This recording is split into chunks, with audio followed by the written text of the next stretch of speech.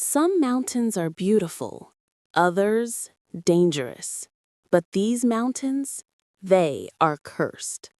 For centuries, the people of a remote village have lived in fear, not of avalanches, not of wolves, but of something else.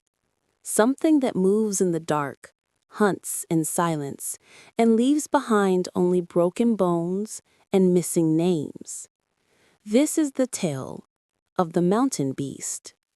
Scene 1. The village. High in the northern ranges, beyond the forests and rivers, there lies a small village tucked between icy peaks. The villagers live simple lives, herding sheep, farming small patches of land, and relying on each other for survival. But no matter how close they are, one rule unites them all. Never wander too deep into the mountains after sunset. Old women tell stories around the fire, warning children of glowing eyes that watch from the tree line. Men returning from long days in the fields whisper of strange cries echoing across the cliffs, low, guttural, and inhuman. And every winter, when the snow covers the valley and silence takes over, the villagers hear it again, the howl that chills their bones. Some say it is a wolf, others a bear. But those who have seen it with their own eyes claim it is neither. Scene 2. The shepherd's disappearance. One such tale begins with a young shepherd named Kareem. He was known for being fearless, often climbing higher than anyone else to graze his flock. His friends warned him not to go too far, but Kareem laughed off their fears. If there really is a beast, then let it come. I carry a staff, and the mountains are my home. One evening, as the sun dipped behind the peaks and shadows stretched long across the valley, Kareem did not return. His family waited by the fire, certain they would hear his whistle as he guided the sheep down the slope. But the night grew colder, and Kareem never came. The next morning, a search party climbed into the mountains. They found the flock scattered, some of the sheep torn apart.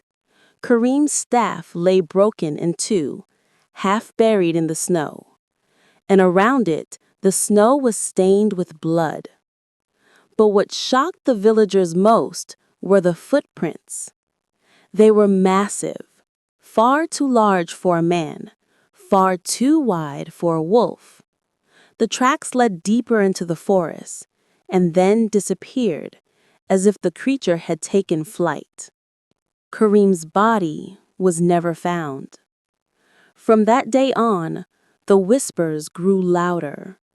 The beast, they said, had taken him. Scene 3. The growing fear.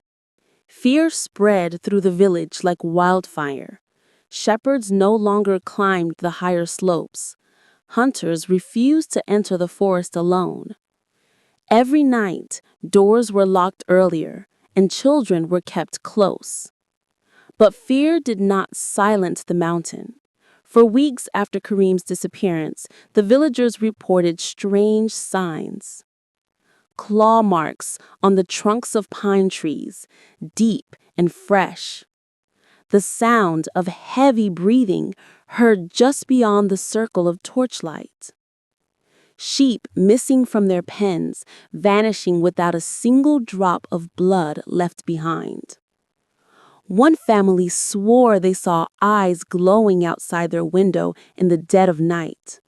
Two orbs of pale light, staring, unblinking. By the time they gathered the courage to look again, the eyes were gone. The village elder declared it a curse. The beast has been awakened, he said. It is hungry, and it is watching us. Scene 4. The howl. The final straw came one stormy night. The wind howled through the valley, rattling shutters and tearing at the rooftops. Families huddled inside, whispering prayers. And then it came. A sound unlike any they had ever heard. It began low, almost like the growl of thunder. But then it rose, stretching into a long, hollow scream that echoed from peak to peak. It wasn't a wolf. It wasn't a bear. It was something else. Children cried. Men gripped their weapons, though none dared step outside. The howl lasted only a minute, but to the villagers, it felt like an eternity.